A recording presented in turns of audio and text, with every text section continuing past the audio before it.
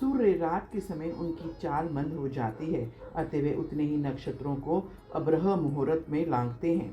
कुम्हार के चाक के बीच बैठा प्राणी जिस तरह शनि शनि चलता है, उसी तरह उत्तरायण से सूर्य देवता मंद चाल से भ्रमण करते हैं।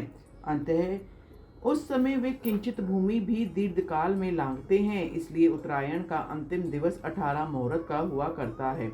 उस दिन भी सूर्य देवता बहुत धीमी चाल से चलते हैं। सूर्य देवता ज्योतिष कार्य के 13.5 नक्षत्रों को एक दिवस में लांघ जाते हैं, लेकिन रात में वे 13.5 नक्षत्रों को 12 मुहूर्त में ही लांघ जाते हैं। इसलिए जिस तरह नाभि देश में चक्र के शनि शनि घूमने से उस स्थान का मृत पिंड भी धीमी चाल से भ्रमण करता है, उसी तरह ज्योतिष चक्र के बीच में ठहरा हुआ ध्रुव बहुत धीमी चाल से भ्रमण करता है।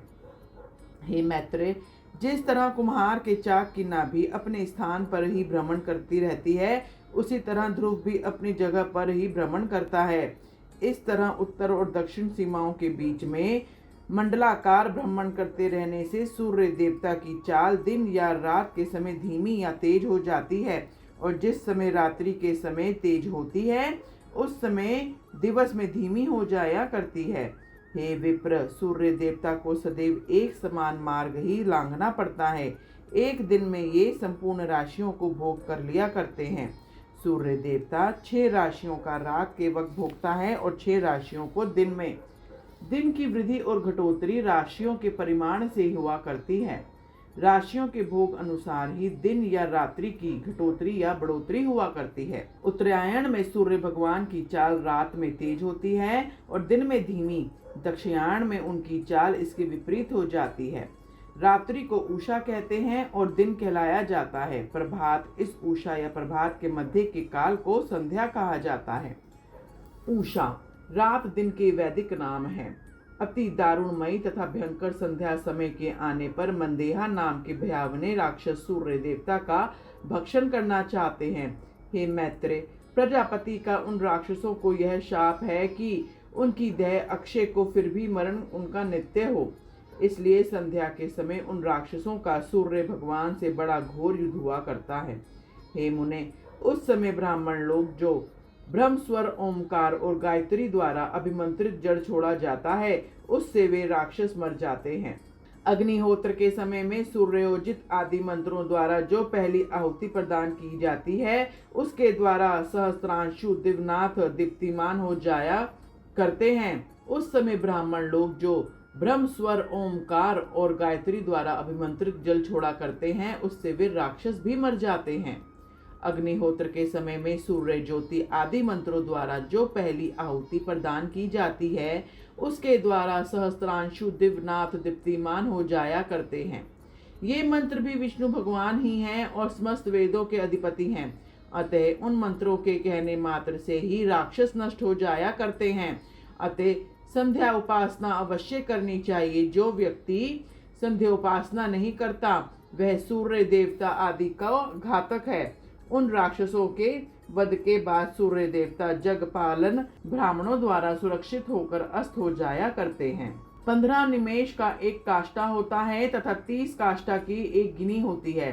एक कला 30 कलाओं का एक मुहूर्त बनता है तथा 30 मुहूर्तों की समस्त रात दिन हुआ करते हैं।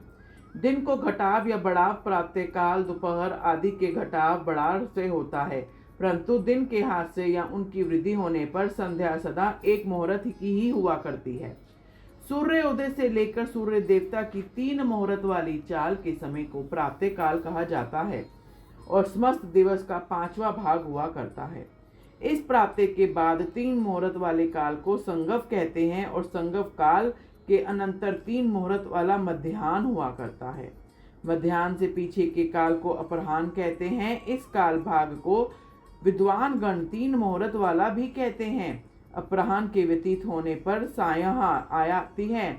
इस तरह पूरे दिन में 15 मुहूर्त तथा हर दिवस के अंश में 3 मुहूर्त हुआ करते हैं। 15 मुहूर्त का वैशुवत दिवस हुआ करता है, लेकिन दक्षिणायन एवं उत्तरायण में इसमें बढ़ाव और घटाव क्रमशः होने आरंभ हो जाते हैं तथा दक्षिणायन में रात दिवस का ग्रास करती है। शरद तथा बसंत ऋतु के बीच में सूर्य देवता तुला या मेष राशि में चला जाते हैं, अतः विषुव होते हैं। उस समय दिवस एवं रात सदृश्य हुआ करते हैं। तब सूर्य देवता कर्क राशि में वर्तमान होते हैं तो दक्षिणायन कहलाते हैं। जब वे मकर राशि पर आते हैं तब उत्तरायण होता है। हे द्विज, मैंने तुमसे 30 मुहूर्त वाले एक रात दिन बतलाए हैं। इस प्रकार में के 15 दिन रात दिनों का एक पक्ष माना जाता है और इस प्रकार के 2 पक्षों का एक महीना और एक ऋतु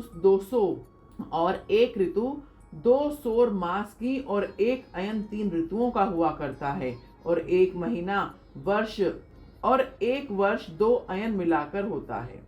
4 तरह के महीनों सौर, सावन, चंद्र, नक्षत्र के अनुसार अनेक रूप के संवत्सर आदि 5 तरह के वर्ष माने गए हैं। यह युग ही मल मास आदि सब तरह के काल निर्णय का कारण बताया गया है, जिनसे सप्तत्सर प्रथम, परिवत्सर दूसरा, इत्सर तीसरा, अनुवत्सर चौथा और वत्सर 5वां है। यह काल युग नाम के द्वारा प्रसिद्ध है।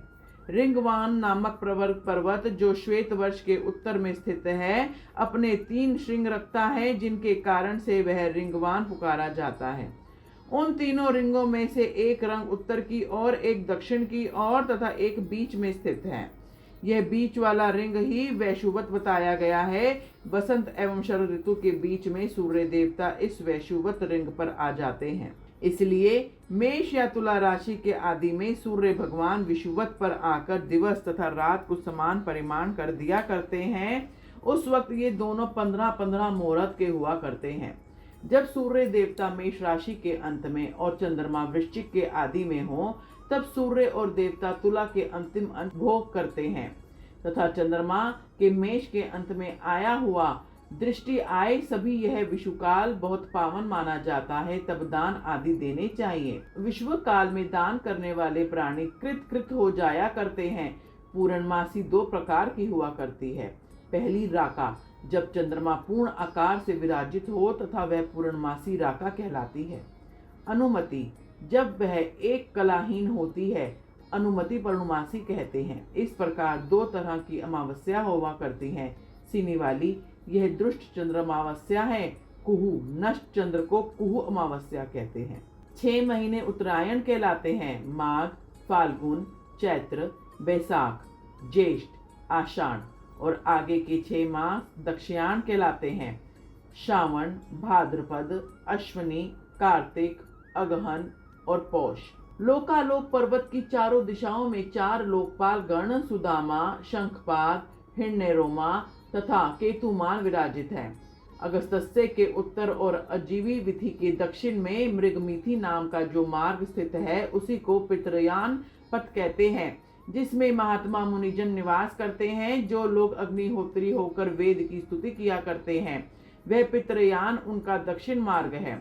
नागी वीथि के उत्तर एवं सप्तऋषियों को दक्षिण दिशा में जो सूर्य देवता को उत्तरीय मार्ग है, देवयान मार्ग कहलाता है। जिनमें स्नातन की इच्छा न रखने वाले जितेंद्रिय ब्रह्मचारी वास किया करते हैं, उन्होंने मृत्यु पर विजय प्राप्त कर ली है। सूर्य देवता के उत्तर मार्ग में 80 सहस्त्र मुनि गण प्रलय काल तक वास करते हैं। उन्होंने उन दोनों को त्याग कर अमरतत्व प्राप्त कर लिया है। अमरता कहते हैं भूतों के इस काल को पुनर्मृत्यु रहित कहते हैं। हे विप्र, प्रलय काल में सब नष्ट हो जाया करता है। भूमंडल से लेकर जितने प्रदेश में ध्रुव स्थित है, समस्त देश प्रलय काल में नाश हो जाया करते हैं। सप्तऋषियों से उत्तर दिशा की ओर ऊपर की ओर जहाँ ध्रुवों की स्थिति है, वह अत्यंत तेजस्वी स्थान ही आकाश में श्री भगवान का तृतीय दिव्य लोक है। हे मैत्रेय, पुण्य पापों के नष्ट हो जाने के पश्चात मुनिजन को इसी स्थान की प्राप्ति होती है। इस प्रकार श्री विष्णु हरि का तीसरा लोक ध्रुव ही त्रैलोक्य का आधार, भूत तथा वृष्टि का आदि कारण हुआ करता है।